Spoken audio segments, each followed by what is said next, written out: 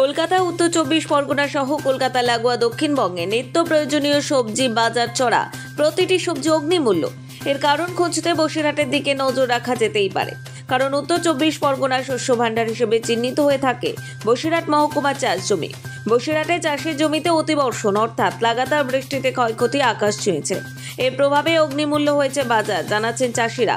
ফলশ্রুতি বাজার এক ধাক্কায় চড়া, সবজি ফসলের দাম 3 গুণ বেড়ে গেছে। বসিরহাট মহকুমার সীমান্ত থেকে সুন্দরবনে 94 মিলিমিটার বৃষ্টিপাত হয়েছে। মঙ্গলবার সকালে বৃষ্টির পরিমাণ আরও বাড়ে। উত্তর 24 পরগনার বসিরহাট মহকুমার সীমান্ত থেকে সুন্দরবনে 3টি পৌরসভা 10টি ব্লকে লাগাতার বৃষ্টির ফলে এক হাঁটু জল জমে গেছে সবজি ফসলে। আর সেখানেই যা সাধারণ মানুষের নাগালের বাইরে চলে গেছে, ফসলে টান পড়ছে। বিভিন্ন সবজি ফসল যেখানে 500 গ্রাম কেনা যেত, কিন্তু সেখানে 100 গ্রাম কিনতে গিয়ে নাভিশ্বাস সাধারণ মানুষের। এই বৃষ্টি যদি আরো বেশি করে চলতে থাকে তাহলে ফসলের যোগান কমবে, দাম সাধারণ মানুষের সাধ্যের আরো বাইরে চলে যাবে। যেখানে পটল কেজি প্রতি 30 থেকে 40 টাকা ছিল দুদিন আগেও, বর্তমানে 60 টাকা।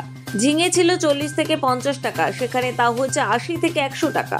উচ্ছে ছিল কেজি প্রতি 40 টাকা থেকে হয়ে গেছে 80 থেকে 100 টাকা। কাঁচা লঙ্কা 60 টাকা থেকে বেড়ে 100 থেকে 120 টাকা। বরবটি, কাঁকরোল, বেগুন, চিচিঙ্গে, কুমড়ো যা কিনতে গিয়ে সাধারণ মানুষের হাতে ছ্যাঁকা লাগছে। দাম প্রচণ্ড বেড়ে গেছে, 3 গুণ দাম বেড়ে গেছে, 3 গুণ, 1 গুণ নয়।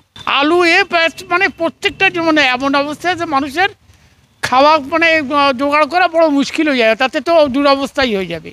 সব ক্ষতি, এটাও মিষ্টি সবজি, সব ক্ষতি। পটল, উচ্ছে, ঝিঙে, ফুল টুল যা লাগাইলাম এ সব ক্ষতি, এটা বলতে কিছু থাকবে না। পাট পাট সব নষ্ট, হ্যাঁ সব ক্ষতি, কোনোটাই থাকবে না। এই ধরনের যা কিছু থাকবে না। মোটামুটি 2 গুণ থেকে 3 গুণ হয়েছে বাজারে সবজির দাম। সেই তুলনায় মাছের দাম অনেকটাই কম বলছেন ক্রেতা। সবজির অগ্নিমূল্য কবে কমবে সে ব্যাপারে নিশ্চয়তা নেই, কারণ বর্ষার মরশুম এখনো চলবে। নোবেল বাংলা।